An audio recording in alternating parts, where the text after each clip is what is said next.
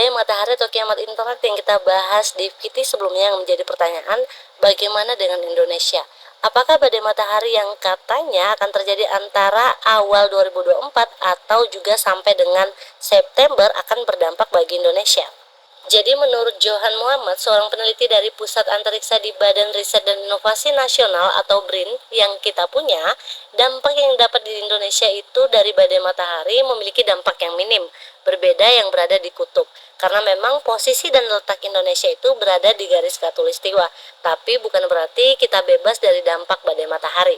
Tentu saja badai matahari yang berpengaruh terhadap gangguan sinyal radio frekuensi tinggi atau HF dan navigasi yang berbasis satelit tentu saja dapat mengurangi akurasi penentuan posisi navigasi yang berbasis satelit juga seperti GPS dan mengganggu komunikasi pengguna radio HF. Gangguan terhadap wilayah lintang tinggi seperti kutub karena cuaca antariksa akan berdampak secara tidak langsung terhadap kehidupan manusia. Dan lagi-lagi perlu menjadi catatan kita bersama, badai matahari yang sedang ramai dibicarakan bukan badai matahari yang akan pertama kali terjadi, tapi siklus ini juga disebut oleh NASA sebagai siklus 11 tahunan. Artinya pernah terjadi sebelumnya dan beberapa kali telah terjadi. Dan hal ini merupakan siklus normal karena bagian dari siklus matahari kita. Mari kita bahas setelah merangkum dari beberapa sumber seperti tempo.com dan lainnya, badai matahari yang pernah terjadi di dunia. Yang pertama yaitu September 1859, di mana badai matahari ini dikenal dengan Carrington Event, yang mana sesuai dengan nama yang mengabadikan fenomena badai matahari ini, yaitu seorang astronom yang bernama Richard Carrington, di mana pada saat badai matahari ini terjadi, memicu penampakan aurora yang sangat besar yang dapat dilihat hingga Karibia, dan mengganggu komunikasi telegraf global dan juga terjadi kebakaran.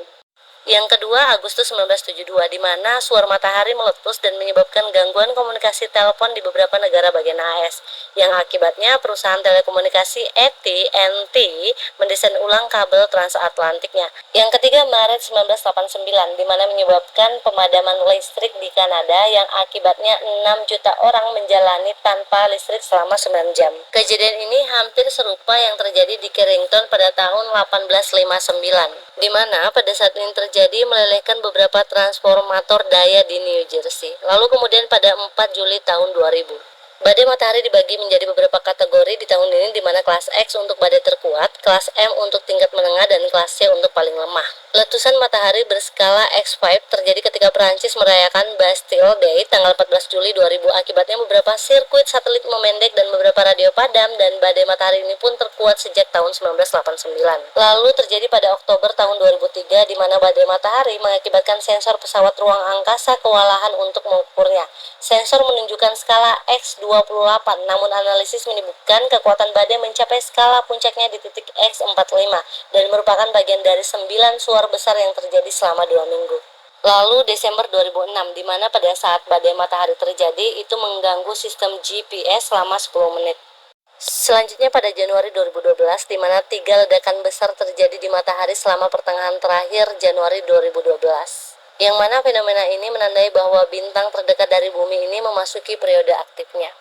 Lalu pada September 2017, di mana menurut langit selatan, badai geomagnetik atau badai matahari terjadi akibat hantaman lontaran massa corona pada medan magnetik bumi pada 7 sampai dengan 8 September 2017, di mana indikasi aktivitas matahari itu bisa dilihat pada jerawat atau bintik yang hadir di permukaan matahari. Kejadian fenomena ini tidak hanya tampak pada kehadiran aurora, tirai cahaya indah yang tampak di area lintang tinggi saja, radiasi sinar X dan sinar ultra ungu yang datang dari matahari dan menghantam atmosfer bumi menyebabkan terjadinya gangguan radio di seluruh Eropa, Afrika, dan Laut Atlantik.